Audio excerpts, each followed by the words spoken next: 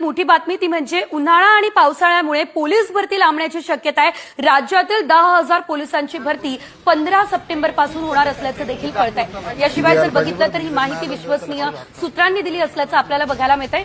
तर गृह विभागानं 2024 ते डिसेंबर 2025 पर्यंतची रिक्त पदं भरण्यास मान्यता दिली असल्याचं देखील आपल्याला पाहायला मिळतंय।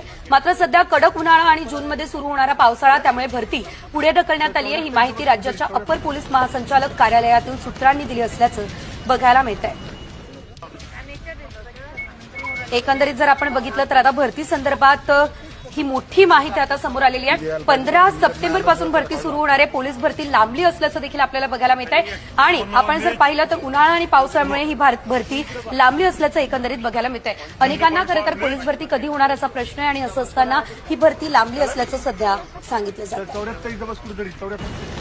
ही बातमी निश्चितच महत्वाची म्हणावी लागणार आहे, कारण अनेकांना पोलीस भरतीची प्रतीक्षा असताना ही मोठी माहिती सध्या समोर येते। 15 सप्टेंबर पासून भरती सुरू होणार आहे। द्यायला पाहिजे बरं, मी जर नाही आलो त्याला